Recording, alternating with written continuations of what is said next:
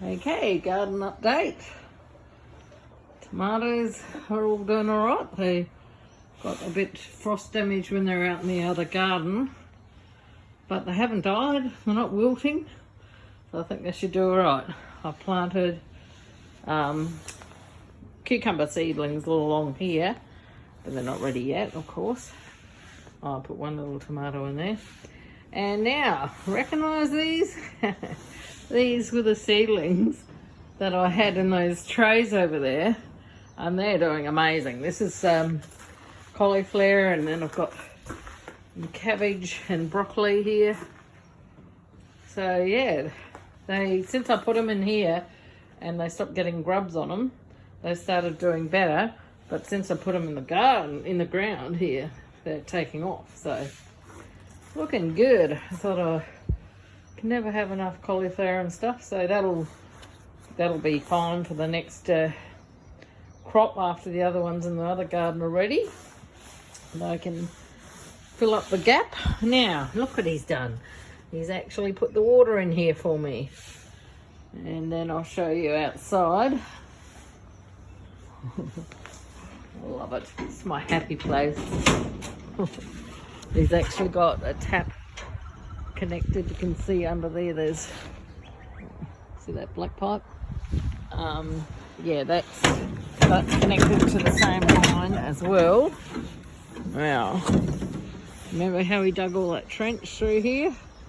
That's getting water now from that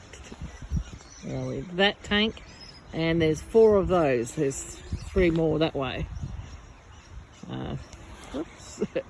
And then also this one, and this is filling up in no time with the shed. So yeah, so that water will then goes, you can see under here, all that water goes in my glass house to water there, and that also goes in water for my veggie garden there. So I won't be using any mains water on our veggie garden, because he's also worked it so he can pump from an underground tank. We've got a 28,000 gallon underground tank under this shed, which we did before we put the shed in, before we even built the house, when we first bought the block back in 95, I think we bought it. Yeah, and anyway, that fills up in no time, because we've got the house through there, massive big catchment area. We've got this thing here and the shed, which goes into that underground. So that fills up and overflows, and we've hardly had any rain. This weekend they actually said we were meant to have, I think it was up to 5 mil yesterday and up to 10 today. It is 3:30 p.m. now, and we've only had, I think it would be 3 mils for both those days. So we, for some reason, I don't know why, we skip a lot of the rain.